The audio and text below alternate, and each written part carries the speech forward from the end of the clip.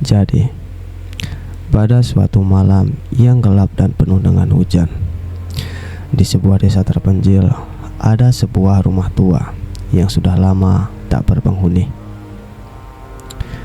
Rumah itu dikenal oleh penduduk sebagai tempat yang angker, tempat di mana banyak sekali kejadian-kejadian aneh yang sering terjadi di tempat itu.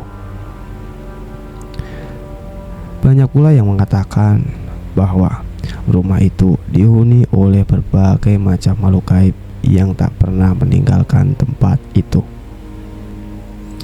Di desa tersebut ada seorang pemuda yang bernama Raka. Dia sangat penasaran dengan semua cerita-cerita mistis yang berada di rumah itu. Singkat cerita, pada suatu malam dia ingin memutuskan untuk mengunjungi rumah tua itu. Meski hujan deras terus mengguyur desa, rasa ingin tahunya yang begitu tinggi membuatnya melawan segala keraguan. Ketika Raka memasuki rumah, dia merasakan ada berbagai macam aura jahat. Dia pun menyalakan lampu senter dan mulai mengeksplorasi ruangan itu. Dia melewati ruang tamu yang penuh dengan debu dan barang-barang yang usang. Ketika dia membuka salah satu pintu kamar tidur,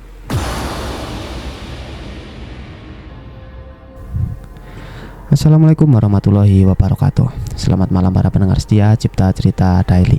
Kembali lagi bersama saya Anto, selaku announcer yang akan membawakan berbagai kisah-kisah menyeramkan buat kalian. Oh ya, sebelumnya gua mengucapkan terima kasih banyak buat bagi kalian yang sudah support dan subscribe channel ini hingga sampai sekarang ini. Gua doain semoga Allah selalu melipat gandakan amal kebaikan kalian, amin.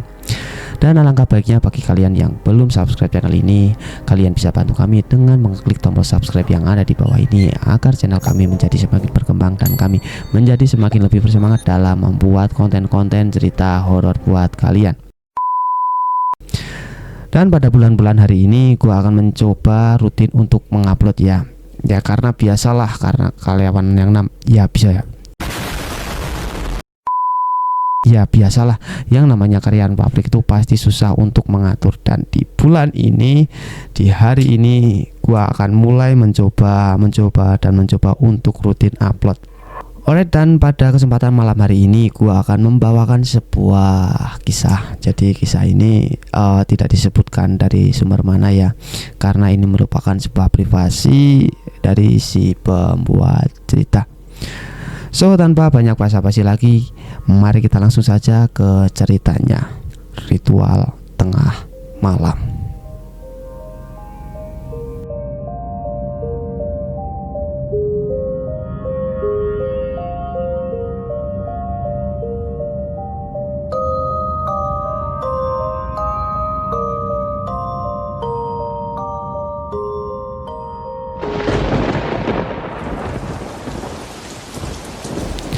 Ketika dia membuka salah satu pintu kamar tidur, dia menemukan ada sebuah buku tua yang berada di atas meja. Dengan rasa penasaran, Raka membuka buku tersebut. Halaman-halaman di dalamnya penuh dengan tulisan tangan yang tak bisa dia baca. Namun, ada satu bagian yang menarik perhatiannya, yaitu sebuah ritual tengah malam untuk menghubungi dunia lain. Di akhir halaman terdapat instruksi untuk melaksanakan ritual tersebut, termasuk bahan-bahan dan waktu yang tepat. Tanpa berpikir panjang, Raka pun memutuskan untuk melakukannya. Dia pun mulai mengumpulkan bahan-bahan yang tertulis di dalam buku itu. Dimulai dari sebatang lilin hitam, segelas air yang diambil dari sumur tua, dan beberapa rempah-rempah yang nampaknya sangat aneh. Dia pun mengikuti instruksi dengan seksama dan menyiapkan segalanya di ruang tengah rumah itu.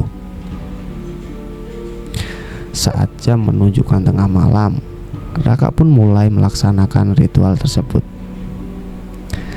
Lilin pun dinyalakan, air mulai dituangkan, dan rempah-rempah pun mulai dia bakar. Namun ketika dia mulai mengucapkan doa yang tertulis dalam buku, dia merasakan suhu di sekelilingnya tiba-tiba menurun dan ruangan menjadi semakin dingin.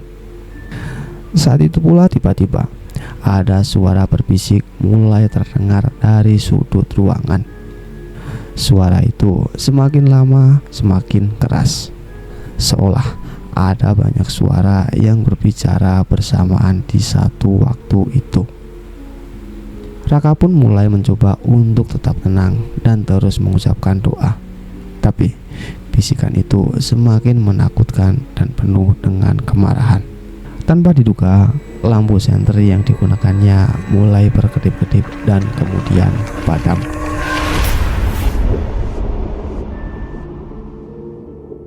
Dalam kegelapan, Raka bisa merasakan ada sesuatu yang bergerak di sekelilingnya. Ketika dia menyalakan lilin, dia melihat ada sebuah bayangan hitam besar berdiri di sudut ruangan. Tatapan mata berwarna merah menyala menatapnya dengan penuh kebencian. Raka pun mulai panik dan ketakutan. Dia mulai berlari keluar dari rumah tersebut. Hujan deras mulai membasahi tubuhnya. Ketika dia menoleh kembali, dia melihat rumah itu tampak lebih menyeramkan dari sebelumnya.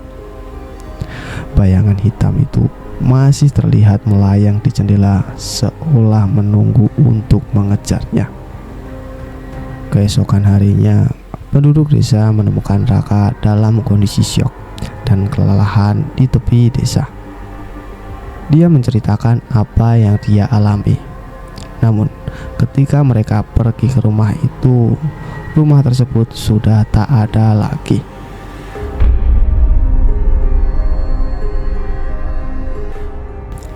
Yang tersisa hanyalah tanah kosong yang tertutup oleh semak belukar. Sejak saat itu, tak ada yang berani mendekati tempat itu lagi. Dan banyak yang percaya bahwa Raka telah membuka pintu gerbang ke dunia gaib.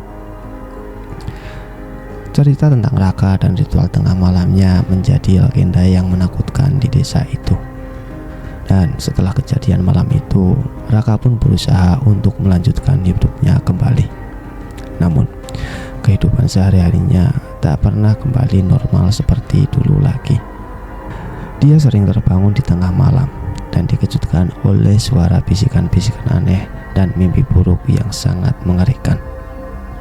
Raka juga mulai mengalami fenomena yang tak bisa dijelaskan oleh akal dan pikiran. Benda-benda bergerak dengan sendirinya, dan dia merasa seperti selalu diawasi di ruangannya setiap hari. Suatu malam, setelah beberapa minggu mengalami gangguan yang tidak menentu, Raka memutuskan untuk mencari bantuan. Dia mendatangi seorang dukun yang terkenal di sebuah kota besar yang terkenal dengan kemampuannya mengatasi masalah supranatural. Paranormal ini kita sebut saja namanya dengan nama dukun. Si dukun ini pun menerima Raka dengan penuh perhatian dan mendengarkan ceritanya dengan serius. Si dukun ini menjelaskan bahwa ritual yang dilakukan oleh Raka mungkin saja telah membuka gerbang ke dunia lain, dan mungkin akan ada sesosok makhluk jahat yang bisa mengikuti Raka ke dunia nyata. Dan untuk menutup portal tersebut dan mengusir makhluk jahat tersebut, si dukun ini mengatakan bahwa mereka harus melakukan sebuah ritual dan pembersihan yang kuat. Raka dan si dukun merencanakan ritual pembersihan itu pada malam bulan purnama berikutnya di sebuah lokasi yang dianggap suci dan memiliki kekuatan pelindung. Mereka pun akhirnya memilih sebuah kuil tua yang berada di luar kota, yang konon katanya memiliki sejarah panjang dengan praktik-praktik spiritual dan pengusiran makhluk-makhluk jahat. Malam bulan purnama pun tiba. Raka dan si dukun tiba di sebuah kuil dengan penuh persiapan. Kuil tersebut terlihat megah namun usang. Kuil itu dikelilingi oleh pepohonan rimbun dan suasana malam yang sangat mencekam. Mereka mulai menyiapkan altar. Di di tengah kuil dengan berbagai bahan ritual, termasuk lilin putih, dupa, dan jimat pelindung. Saat ritual dimulai, si dukun mulai membaca doa dan mantra dengan suara yang tenang namun tegas. Raka berdiri di sampingnya. Dia merasakan ketegangan dan keputusasaan yang sangatlah mendalam. Namun, ketika si dukun mencapai batas kritis dari ritual, sesuatu yang tidak diinginkan pun terjadi. Seketika, tiba-tiba cuaca di kuil itu berubah menjadi drastis. Angin kencang bertiup menerpa kuil itu, dan langit yang tadinya cerah tiba-tiba berubah menjadi gelap dengan kilat yang menyambar. Suara bisikan yang menakutkan mulai terdengar di sekeliling mereka, semakin kuat dan semakin menakutkan. Bayangan-bayangan gelap mulai muncul dari sudut-sudut kuil, seolah-olah bayangan itu mencoba mengganggu acara ritual yang sedang berlangsung. Si dukun pun terus membaca mantra, tetapi setiap kali dia berhenti sejenak untuk mengganti bahan-bahan ritual, bayangan-bayangan itu semakin mendekat. Raka merasakan ketakutan yang mendalam, dan dia bisa merasakan tangan-tangan yang dingin dan kasar nampak meraih tubuhnya. Keduanya berjuang melawan tekanan mistis yang semakin kuat.